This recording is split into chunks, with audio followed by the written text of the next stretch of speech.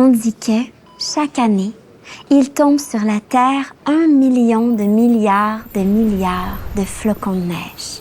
Quand on y pense, ça fait beaucoup de flocons pour un seul ciel. On dit aussi qu'il n'existe pas un seul flocon dans le monde qui soit identique à un autre. Chaque flocon est unique en son genre. C'est comme ça, on n'y peut rien. C'est un mystère, comme on dit.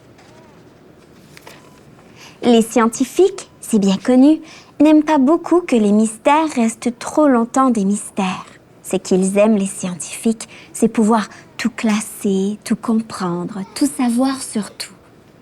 Peut-être que ça leur permet de faire de l'ordre dans le désordre, de prévoir l'imprévisible, de saisir l'insaisissable.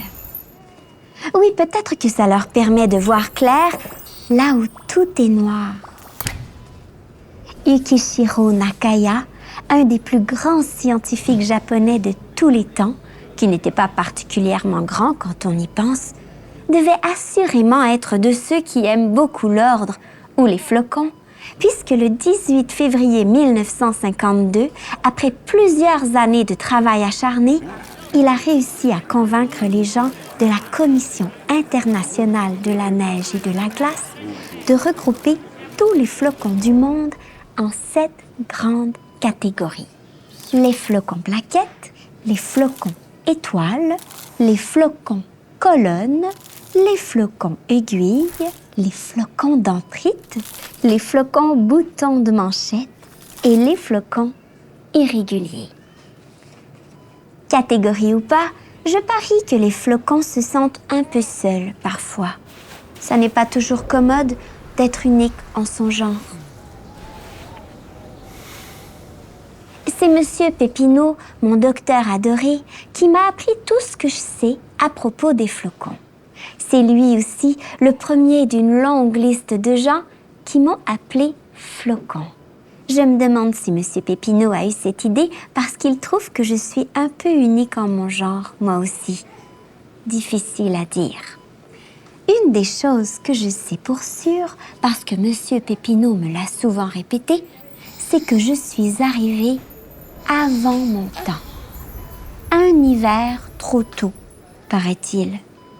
Je sais, ça n'a l'air de rien comme ça, mais croyez-moi, c'est long, un hiver tout entier dans une vie de bébé.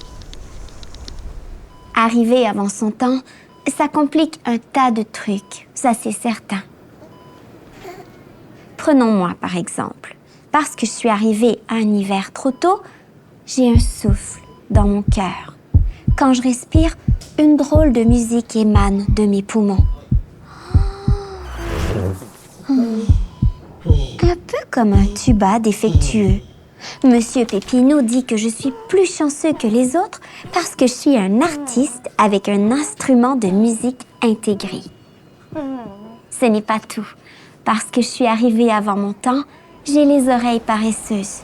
Ça fait rire les gens quand je dis ça, que j'ai les oreilles paresseuses. Mais en vrai, ce que je veux dire par là, c'est que je n'entends pas toujours très bien. Parfois, on peut me parler, on peut crier même. Mais non, rien à faire.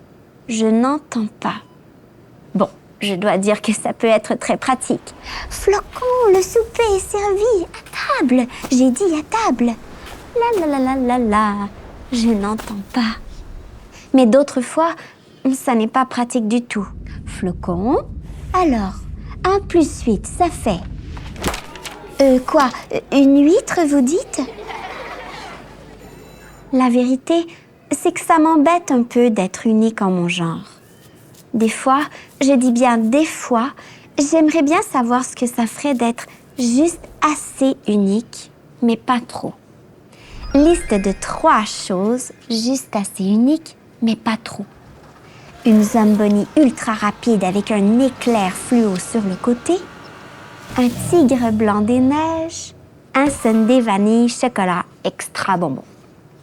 Être unique en mon genre, ça me fait sentir défectueux. Monsieur Pepineau dit que ça n'existe pas, ça, les gens défectueux. Il dit que tout dans la vie est une question de perspective.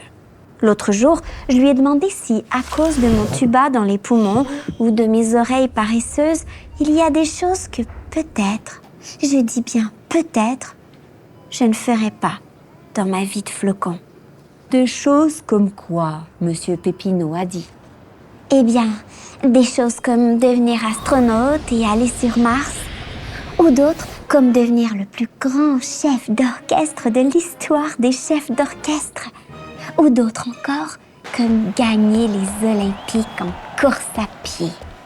Ce genre de choses, Monsieur Pépinot, vous savez, j'ai dit ça, et là, Monsieur Pépinot a poussé un soupir, comme une sorte de long souffle, oui, et il m'a regardé, longtemps, tant tellement longtemps que je me suis demandé si peut-être Monsieur Pépinot était du genre qui n'aime pas les chefs d'orchestre ou ceux qui veulent aller sur Mars.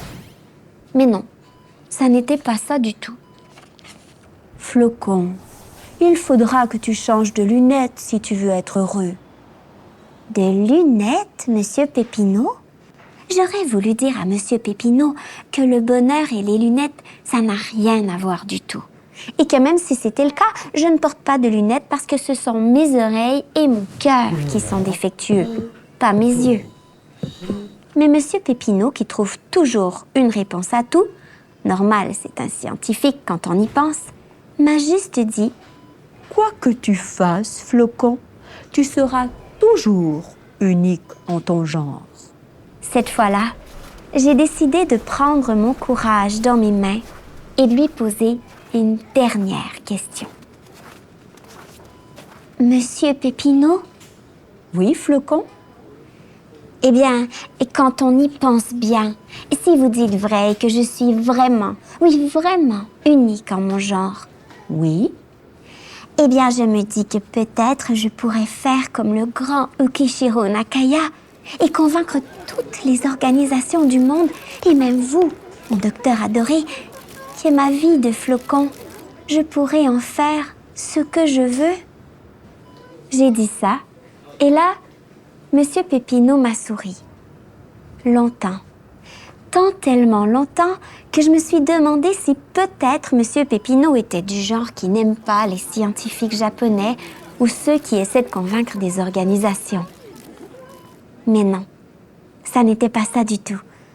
Non, parce que là, sans pousser aucun soupir ni aucun souffle long, non, Monsieur Pépinot m'a dit « Ta vie de flocon, parole de Pépinot, elle ne sera pas seulement unique en son genre, elle sera extraordinaire. »